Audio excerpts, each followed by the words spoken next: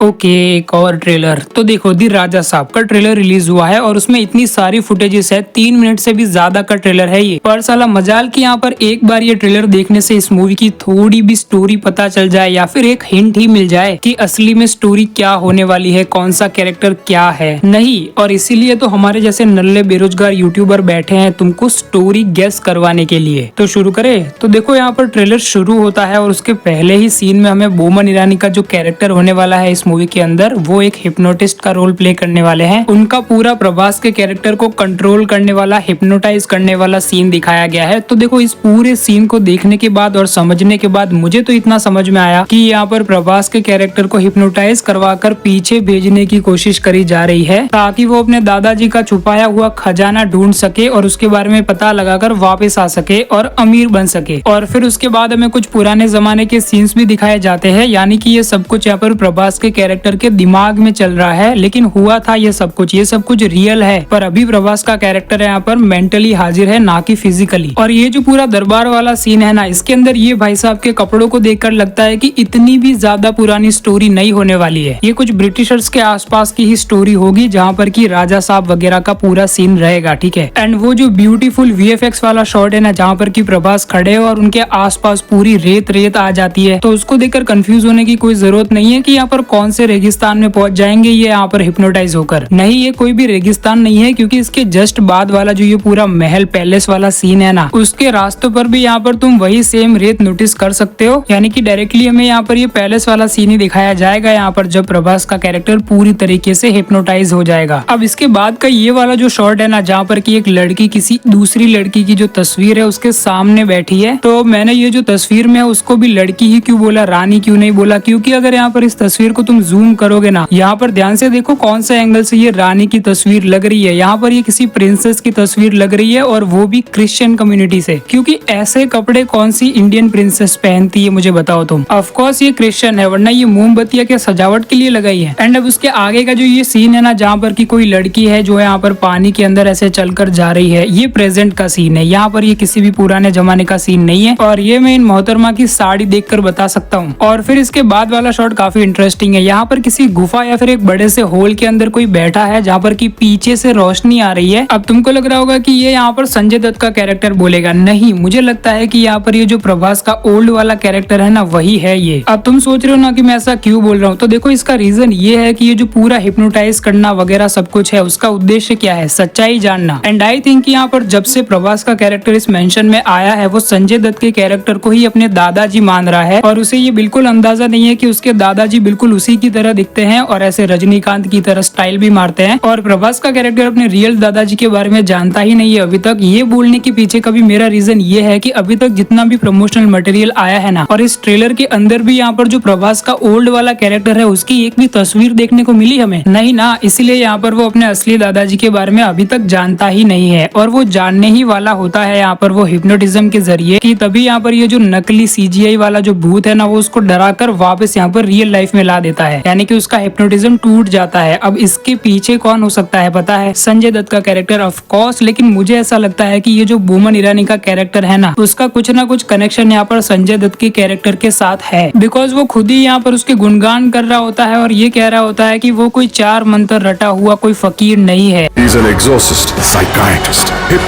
और सिर्फ यही एक रीजन नहीं है, इस सीन को अगर तुम ध्यान से देखोगे तो वो बिल्कुल यहाँ पर जो संजय दत्त की पिक्चर है ना, उसकी जो तस्वीर है उसके सामने एकदम इस तरीके से खड़ा है जैसे कि यहाँ पर उसके सामने पूरा परिवार या बहुत सारे लोग खड़े हैं, जिनके सामने की प्लॉट ट्विस्ट रिवील हो रहा है कि देखो मैं तो इसके साथ है। नाउ सीरियसली यहाँ पर संजय दत्त के खानदान से ही हो सकता है, यानी कि ये जो बोमन ईरानी का कैरेक्टर है वो यहाँ पर वंशज हो सकता है संजय दत्त के कैरेक्टर का। बिकॉज जैसा यहाँ पर ये बोमन ईरानी का कैरेक्टर संजय दत्त के कैरेक्टर के बारे में एक्सप्लेन कर रहा है, उस प्रोफेशन में तो ये खुद भी है, और यहाँ पर इसी तरीके से वो प्रभास के कैरेक्टर को मैनिपुलेट भी कर सकता है। और उसके बाद का ये वाला जो पूरा सीन है ना, जहाँ पर की अच्छे CGI के साथ ये पूरा धुएं वाला भूत आता है, तो इसके आसपास अगर तुम नोटिस करोगे तो उसके आसपास यहाँ पर काफी सारा खजाना पड़ा हुआ है, और वो किसी डार्क रूम में से बाहर आ रहा है। तो अब आई थिंक यहाँ पर ये जो स्पिरिट है वो यहाँ पर जो ओल्ड वाला कैरेक्टर है प्रभास का, वही है जो कि अपने खजाने की रक्षा कर रहा है। अब इसके पीछे मेरी एक थ्योरी है कि जो यहाँ पर बोमन ईरानी का कैरेक्टर है ना, वो यहाँ पर प्रभास को इस मेंशन में लेकर ही इसीलिए आया है ताकि वो खजाने को पा सके। अब इसके पीछे का रीजन ये हो सकता है। इसके ऊपर एक और थियोरी है कि यहाँ पर ये जो प्रभास का ओल्ड कैरेक्टर और संजय दत्त का कैरेक्टर है ना, उनके बीच में यहाँ पर कुछ राइवलरी रही होगी कई सालों पहले। संजय दत्त का जो कैरेक्टर है उसने धोखा दिया होगा अपने राजा साहब को और उनको मार डाला होगा, और उनकी जो स्पिरिट होगी वो यहाँ पर अपने खजाने की रक्षा कर रही होगी काफी पहले से ही। यानी कि संजय दत्त की एक भी पीढ़ी को यहाँ पर खजाने का स्वाद चखने को नहीं मिला होगा। और उनका जो पोता या फिर पर पोता है यानी कि बोमन ईरानी का कैरेक्टर, वो यहाँ पर काफी शाना बनकर खजाना लेने भी गया होगा, लेकिन वो खजाने को छू भी नहीं पाया होगा बिकॉज ऑफ दी राजा साहब जो कि यहाँ पर अपने खजाने की रक्षा कर रहे हैं। लेकिन अभी यहाँ पर ये प्रभास के कैरेक्टर को भी ये खजाना ले जाने क्यों नहीं दे रहे, उनको भी डरा कर क्यों भगा दे रहे हैं, इसके पीछे का उनका इंटेंशन ये होगा कि ये जो पूरा खजाना है ना वो यहाँ पर इनकी प्रजा में बांटा जाए, इनके प्रजा के अच्छे के लिए यूज किया जाए। लेकिन यहाँ पर जो उनका पोता या परपोता है वो एक नंबर का लुच्चा है, यानी कि वो लालची है। और ये ट्रेलर को बार बार देखने के बाद जहाँ तक मैं समझ पाया हूँ कि ये जो ट्रेलर के एंड का जो 1 मिनट है उसके अंदर ये जो राजा साहब का कैरेक्टर आता है ना, वो यहाँ पर कोई और नहीं बल्कि यहाँ पर ये जो प्रेजेंट में प्रभास का कैरेक्टर है ना, उसी के अंदर यहाँ पर उसके दादाजी की स्पिरिट ने कब्जा किया है, या फिर उसके दादाजी की स्पिरिट उसके अंदर घुस गई है और वो राजा साहब बन गया है। अब देखो यहाँ पर इसके अंदर कई सारे ऐसे एंगल्स भी है जिनको की समझना काफी मुश्किल हो रहा है, जैसे की यहाँ पर वो पूरा पैसों वाला एंगल। अगर यहाँ पर ये पुराने जमाने का खजाना है तो यहाँ पर ये 2000 के नोट क्या कर रहे हैं इधर। अब ये तो मूवी आने के बाद ही पता चलेगा, या फिर शायद इसका जो दूसरा वाला ट्रेलर आएगा उसके अंदर ज्यादा क्लियर हो सकता है। लेकिन एक और चीज है जो कि इतनी ज्यादा क्लियर नहीं हुई कि वीडियो की स्टार्टिंग में जो मैंने तुम्हें बताया था ना कि यहाँ पर वो क्रिश्चियन लड़की और वो तस्वीर में भी यहाँ पर क्रिश्चियन प्रिंसेस और यहाँ पर वो लड़की की आत्मा भी इस सीन में हमें देखने को मिलती है। तो अब इसका क्या कनेक्शन हो सकता है मूवी के अंदर। तो देखो यहाँ पर जब यहाँ पर ये मूवी अनाउंस हुई थी ना, तब यहाँ पर इसको एक रोमांटिक हॉरर कॉमेडी कर यहाँ पर सेल किया जा रहा था, मतलब रोमांस वाला एंगल भी इस मूवी के अंदर होने वाला है। तो मुझे लगता है कि यहाँ पर प्रभास का कैरेक्टर और ये क्रिश्चियन लड़की जो कि यहाँ पर बैठी है वो प्रिंसेस के सामने, उनके बीच का कोई लव कनेक्शन हो सकता है। क्योंकि यहाँ पर ऐसे कई सारे सीन्स हैं जहाँ पर कि प्रभास जैसे कि इमेजिन कर रहे हैं वो परी की तरह उड़ते हुए आना, ये सारी चीजें इमेजिनेशन में ही चल रही है ऐसा लग रहा है। और ये ट्रेलर के एंड में एकदम रैंडम शॉट आता है जैसे कि गैलेक्टस आ गया हो, एक बड़ा मॉन्स्टर हमें देखने को मिलता है। अब इसके पीछे क्या ही हो सकता है। हाँ, विलन की ओर से ही किया गया है, संजय दत्त के कैरेक्टर की ओर से, लेकिन इतना ग्रैंड जाएंगे मैंने नहीं सोचा था। अब देखते हैं मूवी आने के बाद या फिर इसका जो दूसरा ट्रेलर आएगा, क्योंकि इस मूवी को रिलीज होने में अभी काफी समय है, तब देखते हैं कि और क्या समझ में आता है इस मूवी के रिलेटेड। ओके, वीडियो खत्म, अब तुम जा सकते हो। लेकिन जाने से पहले अगर ये वीडियो पसंद आया तो इस वीडियो को लाइक और चैनल को सब्सक्राइब कर जाना। और ये वीडियो कैसा लगा ये भी मुझे कमेंट सेक्शन में बताना। मैं मिलता हूँ नेक्स्ट वीडियो में, बाय।